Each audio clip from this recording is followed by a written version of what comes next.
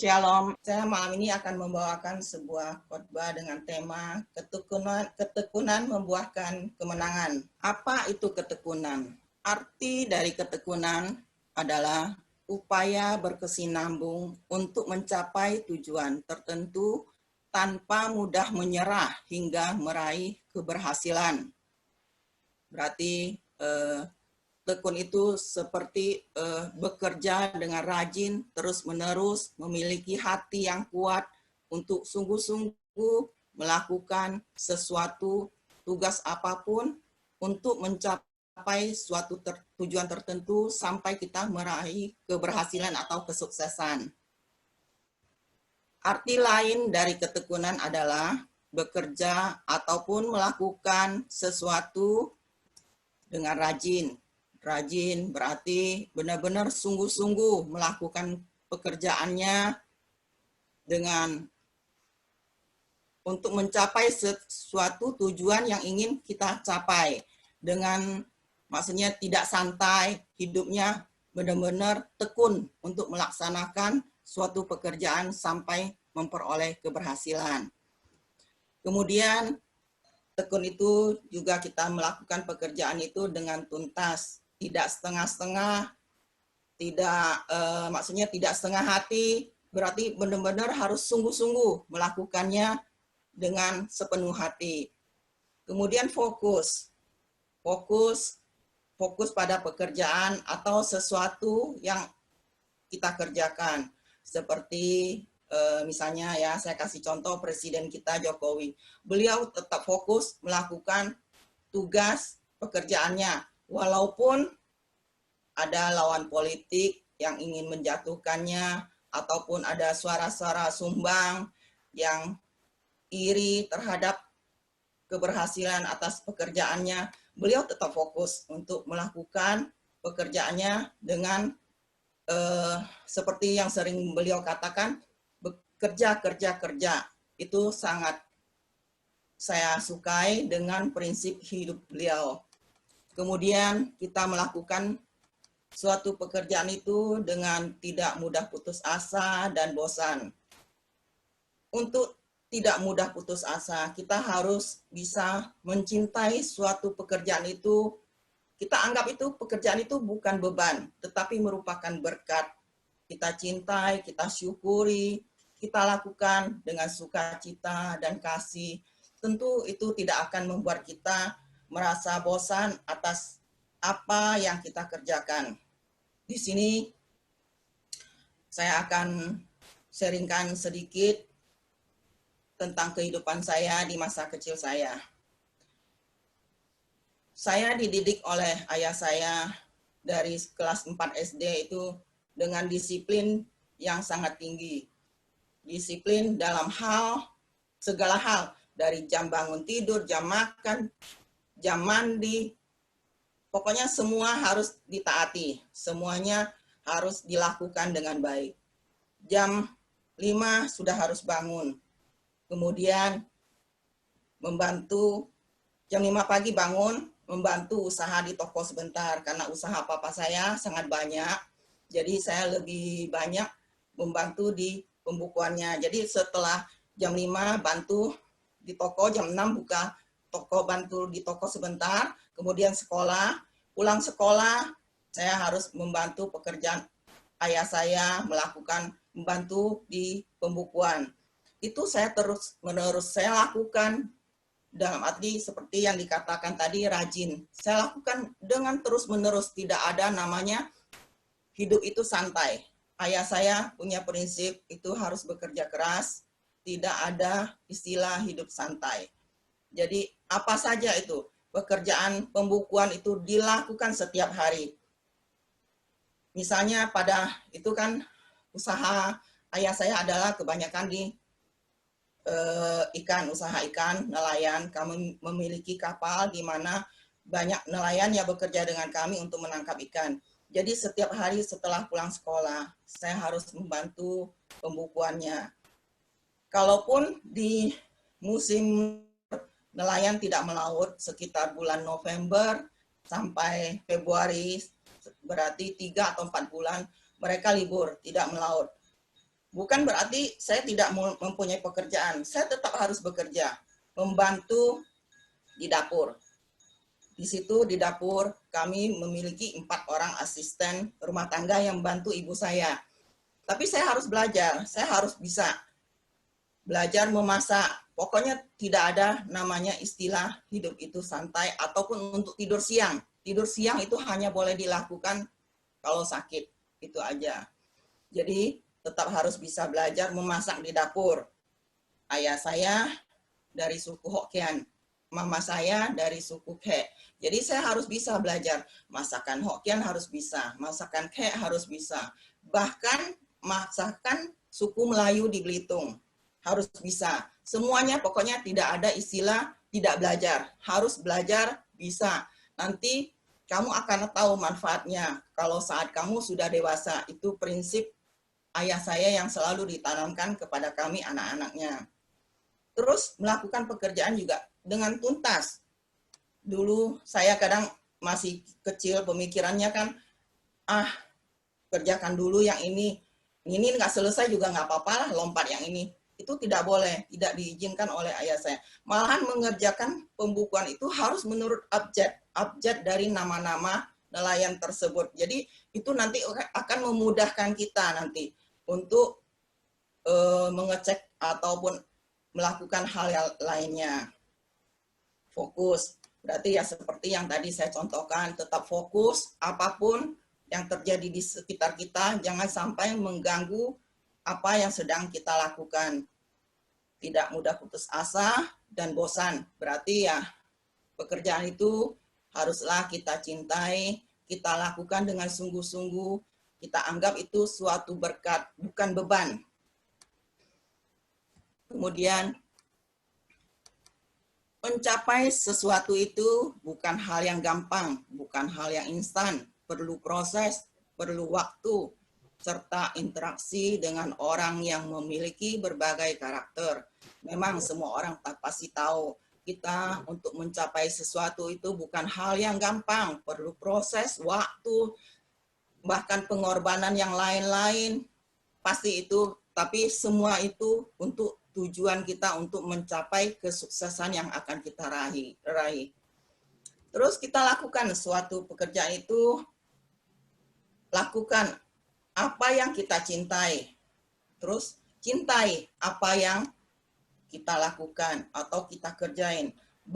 Baru kita bisa memperoleh sesuatu hasil yang maksimal apa yang akan kita lakukan. Kemudian di Amsal 8 ayat 17 sampai 21 dikatakan, aku mengasihi orang yang tekun mengasihi aku, dan orang yang tekun mencari aku akan mendapatkan daku. Kekayaan dan kehormatan ada padaku, juga harta yang tetap dan keadilan. Buahku lebih berharga daripada emas, bahkan daripada emas tua. Hasilku lebih daripada perak pilihan. Aku berjalan pada jalan kebenaran, di tengah-tengah jalan keadilan, supaya kuwariskan harta kekayaan yang mengasihi aku, dan kuisi penuh perbendaharaan mereka. Ini juga saya akan sharingkan dulu bagaimana saya bisa tekun menjalin relasi yang erat dengan Tuhan. Saya juga dulu pernah sharingkan, saya mendoakan Koyo, suami saya, untuk menjadi seiman dengan saya itu selama 18 tahun. Jadi pagi, malam itu selalu saya doakan. Mungkin karena saya dari kecil sudah biasa dididik oleh ayah saya dengan disiplin, jadi bagi saya itu tidak sulit untuk melakukan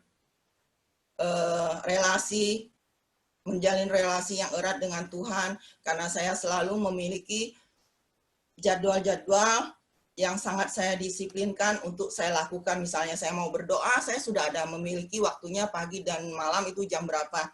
Jadi itu bagi saya bukan hal yang ini, ya, tapi bagi saya juga cukup lama itu. 18 tahun saya mendoakannya, tetapi tidak ada yang mustahil bagi kita yang tekun mencari Tuhan, yang meminta kepada Tuhan. Tuhan pasti akan memberikan kepada kita apa yang kita mintakan. Pasti Tuhan akan memberi kita solusi, jalan keluar apa yang kita inginkan.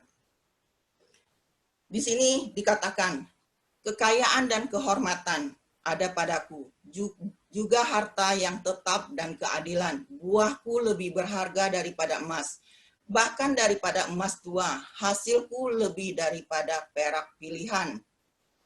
Di sini setelah Koyo bisa dibaptis, saya begitu banyak mendapatkan berkat dari Tuhan. Saya bisa mengenal Immanuel, saya bisa masuk dalam komunitas Immanuel, saya juga bisa belajar di Sekina untuk mengikuti kelas pengajaran dan pewartaan.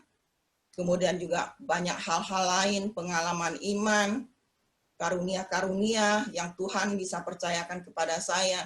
Begitu banyak, seperti yang dikatakan, buahku lebih berharga daripada emas, bahkan daripada emas tua, hasilku lebih daripada perak pilihan. Begitu banyak berkat yang Tuhan nyatakan di dalam kehidupan saya, dalam kehidupan bersama suami dan anak-anak saya. Kemudian, tanpa ketekunan, apapun yang kita kerjakan tidak akan pernah membawa hasil yang maksimal. Orang yang tekun sajalah yang akan menghasilkan buah dan menikmati buah. Seperti ini ada sebuah kalimat yang mengatakan, jenius adalah 1% inspirasi dan 99% kerja keras. Coba kalau kita balik, inspirasinya 99%, kerja kerasnya 1%.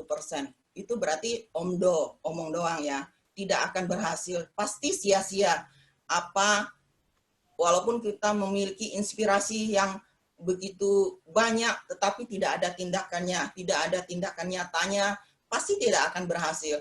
Cuman ngomong doang, pasti akan sia-sia, itu tidak akan mencapai keberhasilan.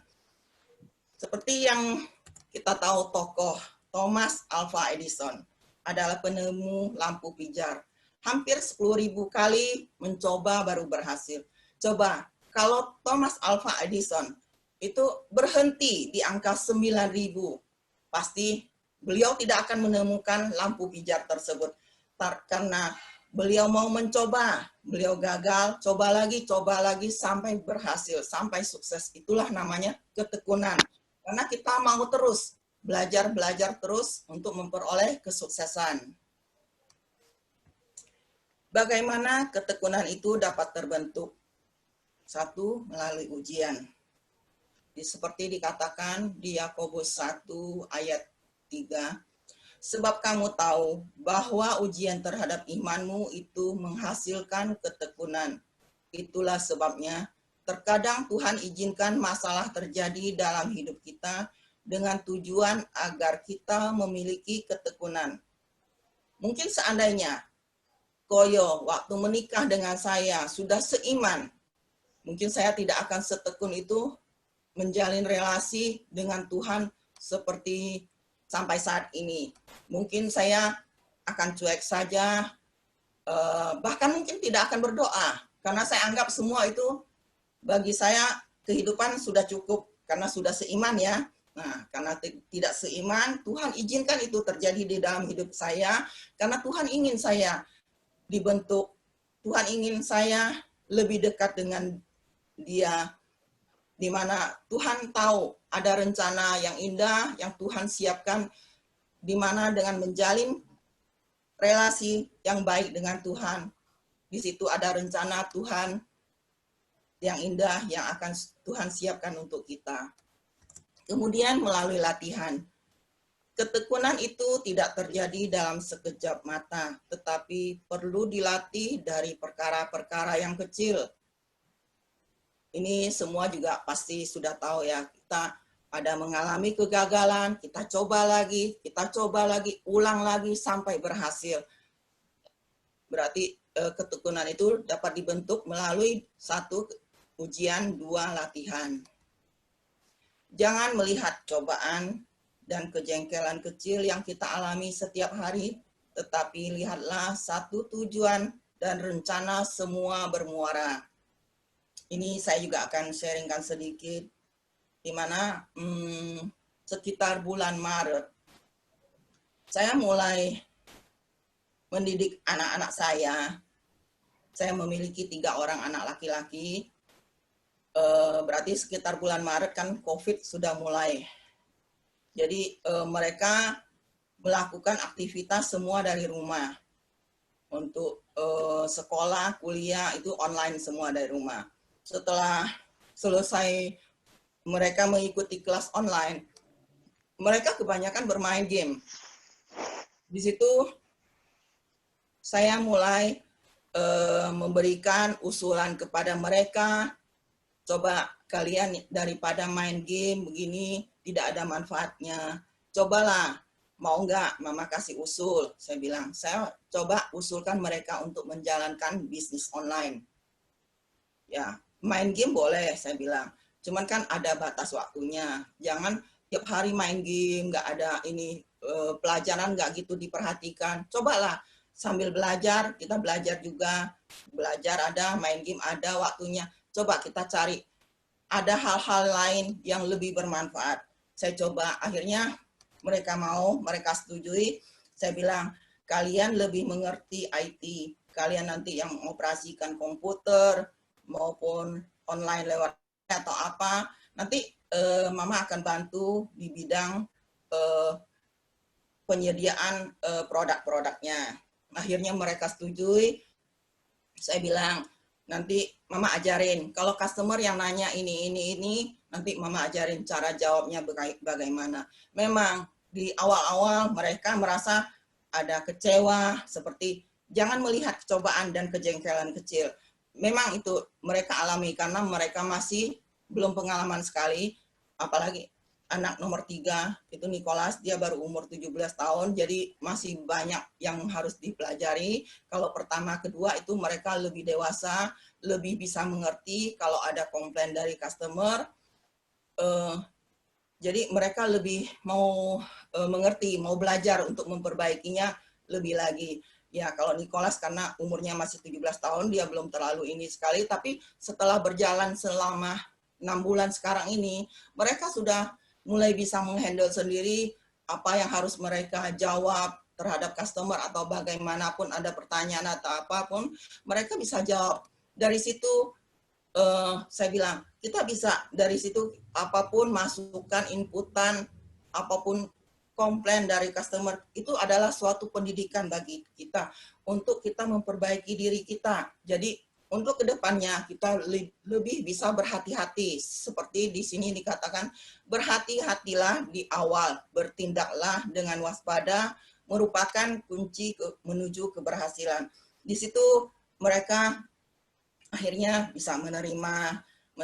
Saya bilang, coba kalian lihat dari bulan Maret sampai sekarang, kita lihat dari ulasan serta bintang-bintang yang dikasihkan oleh customer kepada kita, itu nilainya sangat bagus, ulasan mereka pun bagus. Itu sebenarnya mensupport kita, saya bilang, untuk kita membuat kita lebih maju lagi, lebih berani lagi untuk maju, untuk mengejar prestasi pekerjaan yang kita lakukan. Ya puji Tuhan sampai saat ini mereka bertiga bisa menjalankan bisnis online-nya sendiri-sendiri. Ya saya bilang itu semua uang, dana transaksi, profit yang kalian peroleh semua masuk ke rekening kalian masing-masing sesuai dengan toko online yang kalian buka. Akhirnya ya puji Tuhan sampai saat ini kami bisa menjalankannya, sudah berjalan hampir 6 bulan. Hampir ada 40 produk yang bisa kami jalankan, itu puji Tuhan lancar semua. Di situ banyak sekali pengalaman. Yang penting kita mau mencoba, mau belajar, mau terus-menerus, tekun, rajin, pasti kita akan mencapai suatu keberhasilan yang ingin kita capai. Awal dari suatu kebiasaan itu seperti anyaman yang tidak tampak, tetapi setiap kali kita mengulang tindakan yang sama, kita memperkuat anyaman itu, menambahnya dengan satu ikatan. menambahnya dengan satu ikatan lagi hingga menjadi sangat kuat dan mengaitkan pikiran kita serta tindakan kita selamanya. Mungkin seperti kita pernah melihat ya, kalau kita ke kampung melihat ibu-ibu yang menganyam, membuat tikar ataupun membuat suatu tas. Di awal permulaan mungkin belum terlihat bentuknya. Itu membuat apa sih? Anyaman apa ya Mbak yang mereka buat? Karena belum terlihat. Baru 10% itu belum terlihat apa-apa. 20% pengerjaannya baru sedikit. 30-40% ya semakin mulai jelas ya, kita bisa melihat, oh ibu ini membuat anyaman tikar, atau ibu ini membuat tas atau apapun gitu.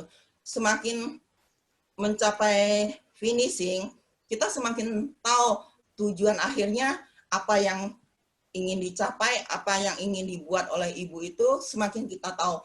Apalagi 70, 80, 90% itu kita semakin melihat jelas apa yang dilakukan oleh ibu itu. Begitu juga dengan apa yang kita kerjakan. Memang di awal kita belum merasakan apa-apa, tapi kita lakukan terus-menerus, terus-menerus. Yang penting kita ada niat, ada kemauan, berpikiran positif, optimis, jangan melihat kiri kanan, kata-kata negatif, ataupun yang tidak baik, yang melemahkan pikiran kita tetap fokus untuk mencapai tujuan utama kita. Jika ingin sukses, jadilah orang yang selalu penuh dengan ketekunan. Di sini ya, kalau status kita sebagai pelajar atau mahasiswa, raihlah cita-cita setinggi-tingginya, belajar untuk memperoleh nilai yang baik. Ya puji Tuhan, anak saya yang pertama, yang kedua, dan kedua bisa kuliah dengan mendapatkan beasiswa. Walaupun ya anak pertama dia bisa ikutin karena dia kuliah di uni yang internasional. Anak saya tiga-tiganya sekolah waktu itu di internasional. Jadi yang agak kesulitan ini anak saya nomor 2. Dia kuliah di Atmajaya. Jadi pertama, di awal-awal dia kuliah, dia mengalami kesulitan di bahasa. Dia banyak yang nggak mengerti, tapi dia mau bertanya kepada saya. Dia anaknya cukup aktif, memang dia nggak terlalu pedulikan omongan orang gimana. Yang penting dia mau bertanya, dia mau terus bertanya kepada saya, Ma ini apa artinya, ini apa artinya. Pertama memang saya juga khawatir, dia tidak bisa mengikuti. Akhirnya bisa, malahan dia bisa mendapat IPK hampir 4 dan mendapatkan beasiswa. Berarti udah ngelewatin 2 semester, semester kedua, semester ketiga sekarang dia sudah mulai kuliah dengan udah normal. Bahasa apa-apa dia sudah mulai bisa adaptasi, sudah bisa mulai mengerti. Ya puji Tuhan, yang penting kita mau belajar. Saya selalu bicarakan dengan anak, sampaikan dengan anak-anak bahwa kita tidak ada alasan tidak bisa. Yang penting kita harus belajar, harus bisa. Pasti bisa saya bilang, yang penting kita ada niat mau belajar. Kemudian kalau kita sebagai seorang pekerja, karyawan, bekerjalah dengan tekun, raih cita-cita yang setinggi-tingginya, karena di dalam perusahaan itu banyak sekali jenjang-jenjang jabatan yang bisa kita raih. Bekerja dengan tekun, dengan rajin, pasti kita akan mencapai suatu tingkat jenjang profesi, kedudukan, jabatan yang ingin kita capai. Kemudian menjadi seorang pendoa. Kita berdoa bukan untuk diri kita sendiri, tetapi berdoalah juga untuk orang lain, untuk negara dan bangsa kita, untuk presiden kita, serta untuk seluruh dunia. Apalagi di masa-masa COVID ini, kita doakan untuk seluruh bumi kita tetap bisa bersih dari COVID. Kemudian untuk menjadi seorang ibu rumah tangga, pasti kita tahu ya, sekarang ini zaman sudah modern, sudah maju, jarang sekali seorang ibu rumah tangga itu yang tidak bekerja. Kebanyakan itu wanita karir dan ibu rumah tangga. Walaupun wanita karir, tetaplah harus bertanggung jawab dengan kebutuhan hidup anak-anak. Cobalah kita berusaha untuk masak untuk kebutuhan hidup anak-anak kita. Saya sharing sedikit. Saya bersyukur, saya dulu dididik oleh ayah saya, begitu banyak bekal yang beliau persiapkan untuk saya melalui disiplinnya, didikannya, sehingga saya juga bisa memasak, terutama di masa COVID ini, saya berasa sekali. Saya anak-anak tentu ya setiap hari masakan saya. Biasa mereka kalau sekolah kuliah kan nggak full makan sehari di rumah bisa berapa kali ya. Mereka di rumah itu makannya lebih banyak, apalagi anaknya laki-laki semua.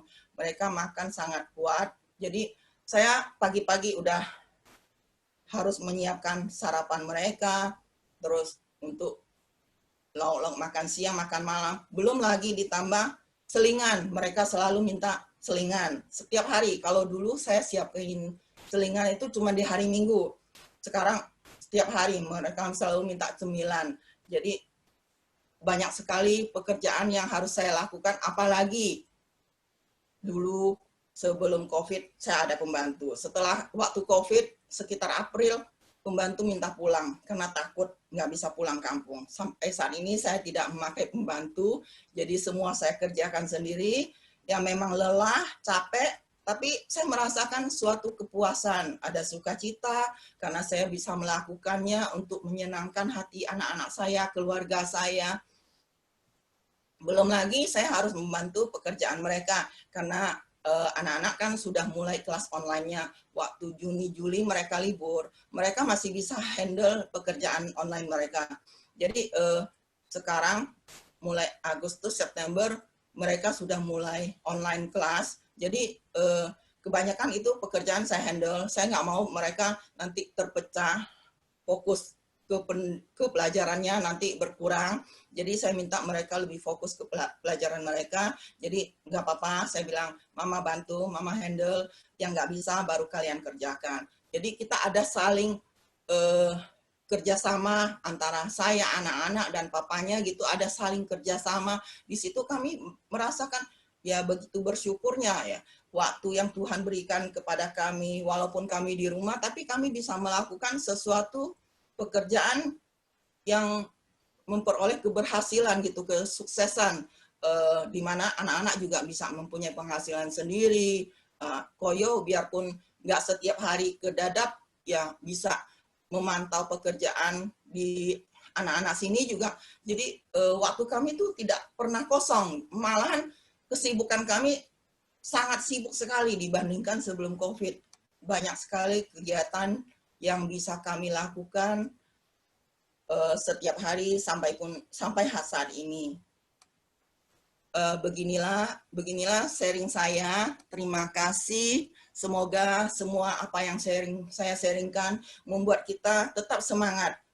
Jangan putus asa, tetap untuk mau mencoba sesuatu, walaupun itu baru, belum pengalaman bagi kita. Kita coba, kita usahakan, kita tekun, lakukan terus-menerus. Pasti Tuhan akan memberikan kita jalan keluar, solusi yang terbaik untuk kita. Terima kasih, Tuhan Yesus memberkati.